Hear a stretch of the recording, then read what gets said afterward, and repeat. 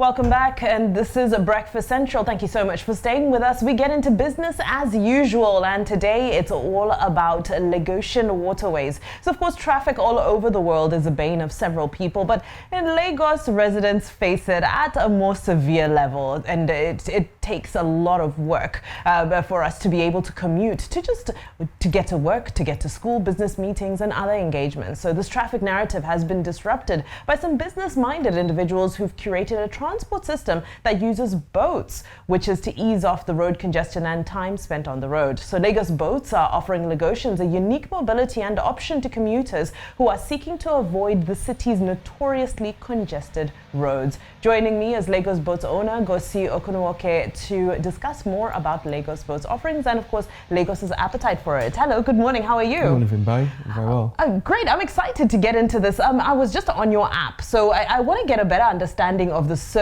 offering that that you do provide in terms of the boat taxi service, if I may call it that, and then sort of the luxury boat cruise side of it. Yeah, thanks. Initially, the primary business that we had was just luxury yachts, charters, go out with your friends, have fun. But over the last couple of months, we've received lots of feedback from people just saying, hey, we can do more with this, with the waterways. And we just recently did the first set of trips for our transportation business, and we're just moving people from the mainland to the island every morning. So what does that look like? Because it sounds very simple, but I mean, I know that a lot of work has gone into the back end. Do they need to use the app, or is it just like catching a bus that you just go to, to the various destinations where the ferry, where the boat, loads and it offloads at a certain point, or how does it work? So for the transport business, it's a scheduled service. Okay. So we have specific takeoff times, departure times, and drop-off times. So you have to buy the ticket online, go to the app, buy the ticket, have the ticket on you, and then show up at the takeoff point, and then you get on the boat. Get on the boat, and then you get off on the other side of town. And of course, this is coming at a time where, there's a very popular or a very well-known ride-hailing service that has decided to expand its operations to the waterways as well. And to me, this looks like a market that can never be satisfied. There's just so much demand for it. How has your pilot stage been? These initial stages of the transport business. What has the response been? Are people eager to use the app and do everything online and so forth? Yeah. So initially, we just did a survey. We're expecting to just get like 1,000 people thereabouts. We received over 3,000 responses. Oh, wow. From people saying, and of the 3,000 responses, 100% of them said we want to use the service. The only area that we had to make adjustments was just around pricing. And then when we launched, we actually fully booked for the test trips, and because we just went with the pricing that people were happy with, and we just went to the routes that people were happy to go on. So we decided to do mile 2 to VI. Loads of people live around the axis. There's fast stack, mile 2, all that area. People just get on the boat, and in 25 minutes they're in VI. Incredible. And so is that the one route for the moment, or what do the routes look like? So that's the one route for the moment, but we also have a rapid service just around the island. So if you need to get from Ikoyi to VI, or Ikoyi to Lekki, or Lekki to VI, you can actually just get on a boat. Do you need to pre-book that as well, or no? You don't need to pre-book. You just show up. You just show up. You just call and just show up, and then just by the hour, you just show up, and then you get a rapid service. Incredible. Finally, something in Lagos that works on a scheduled time, and I can actually stick to the schedule, right? Yeah. What are some of the challenges and experiences on this journey been so far? What have you learned in the past few weeks? The biggest one has just been that you have to make people comfortable. Lots of people around here are not comfortable to be on the water because people are not comfortable to be in the water. So there's this huge it's almost a fear, isn't it? Yeah, the fear, and so you have to get people comfortable. You make sure they have their life jackets. You make sure you educate them on how safe it is and how safe the boats are. And I think what we've seen so far is people who get on the boat realize it's super safe because it feels like you're in a bus, and it feels quite comfortable like you're in a bus. So far so good. I think that's like the biggest lesson. Get people comfortable, educate them as much as possible, and you just keep repeating the same customers. Incredible. So how many people are accommodated in a single shuttle? 25 people. Yeah, 25 people. We have 25-seater boats. So yeah, in a single shuttle, 25 people, and we have a few of those boats, so we're just adding on the boats to the routes as more people just pay for the service. Okay, so and what does the schedule look like? Is it once an hour or a few times per hour, or if the trip takes 25 minutes, What's the frequency of the? So what we're doing right now is we have a 7 a.m. route. So 7 o'clock it leaves Mile 2, it gets to VI at about 7:30. The next one leaves Mile 2 at 7:30 and gets to VI at about 8 o'clock. This is for people who are resuming at 8 and then for people who are resuming at 9. So you have at least 30 minutes to go from the drop-off points to your office. The challenge has been so far, like on the last mile, is that the way Lagos is designed, you don't have mixed transportation systems close to each other. So you can't walk from the boat stop to the bus stop and get a bus that takes you to closest to your office. And then you can walk from the bus stop, from wherever you drop off to your office. So people still have to find a way to either get a bike or do something, or get a car to get it to the last mile. But I guess things should get better soon. Yeah, and I mean, in essence, you're still cutting hours of travel time. Yeah. It's, especially if you're talking about that 7 a.m. time coming from the mainland to the island is a very scary experience.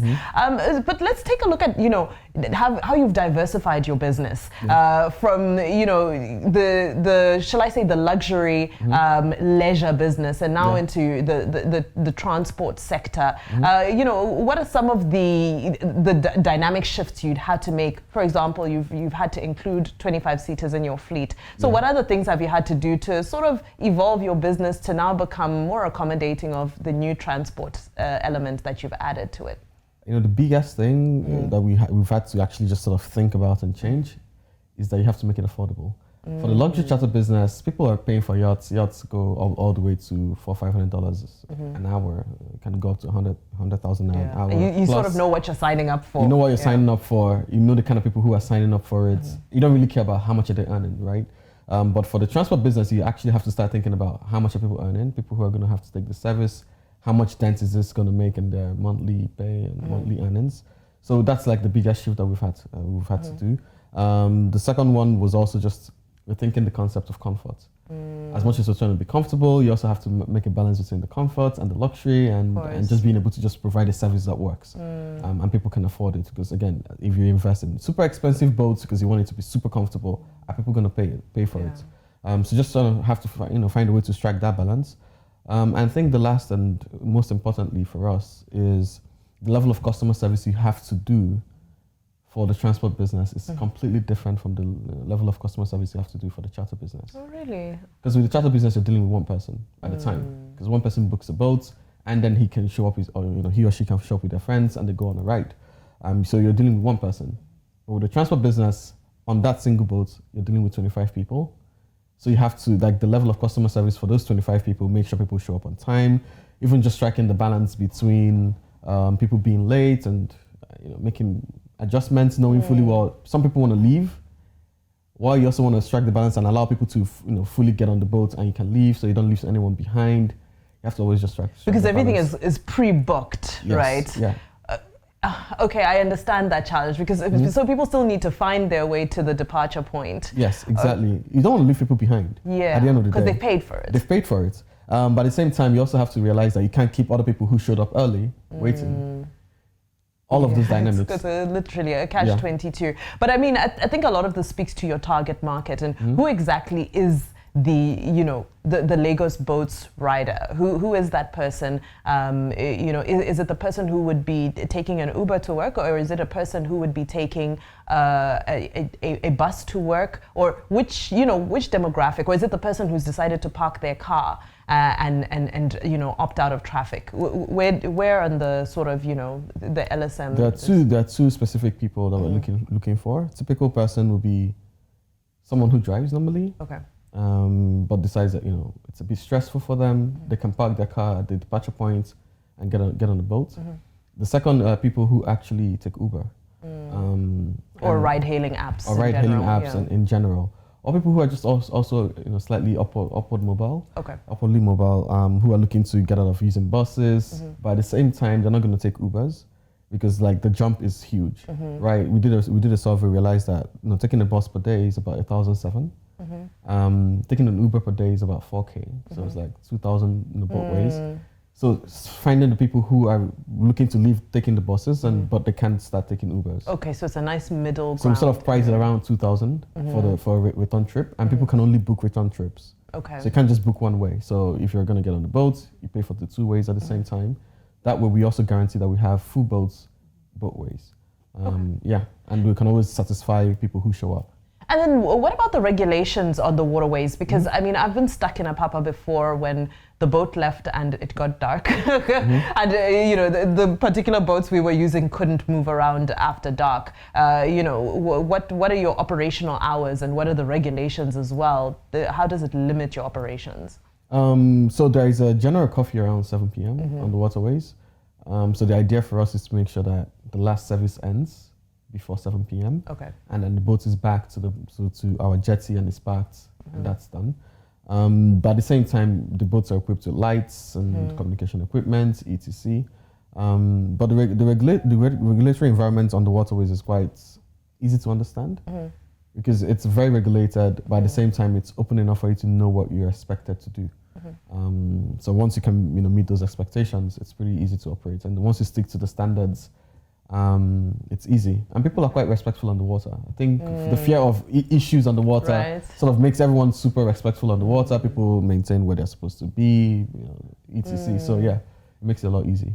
All right, it sounds incredible, and I wonder what this already is, I think, quite a pioneer program. It is very visionary, but where are you looking to go? Where are you looking to take this? Let's say 28th of November 2020. What kind of conversations will we be having about Lagos boats? We should be having conversation around moving. Like today we're talking about, hey, we're moving 100 plus people every day.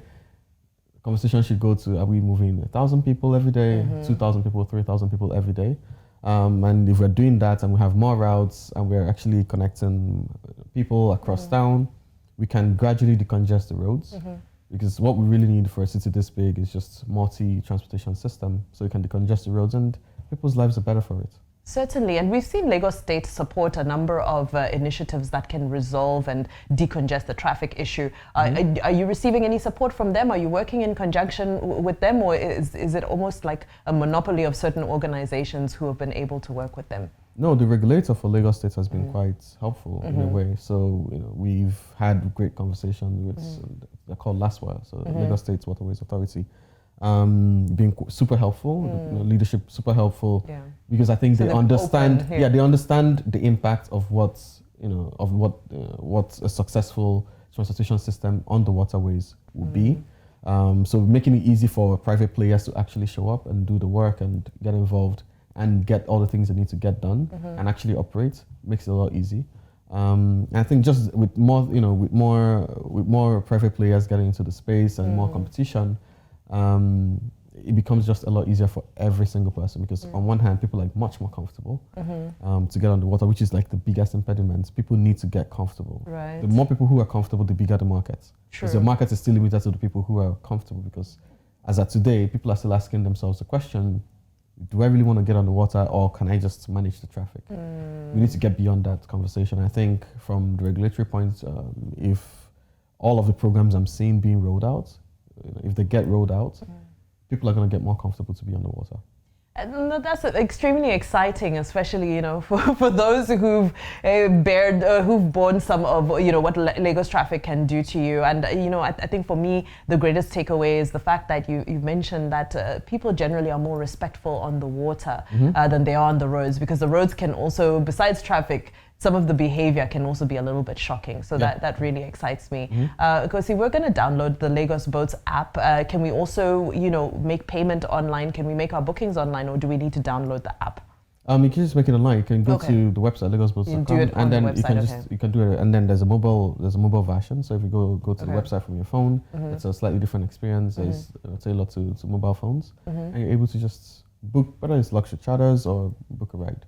Incredible. Thank you so much for this, Gossy. Thanks for coming so bright and early in the morning. I'm pretty sure you took a boat here, right?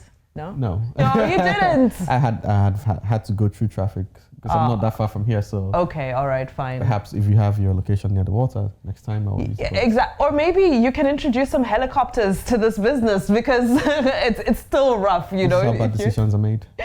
Sorry? This is how bad decisions are made. No, oh no, don't say that. Don't say that. Okay, I'm not going to influence bad decision making. Thank you so much. I really appreciate this conversation. That was business as usual, looking at decongesting Lagos's serious traffic issue, especially as we get to December. It is wild out there. there. So really grateful to organizations and companies such as Lagos Boats who are providing services that are solutions. So thank you so much for that.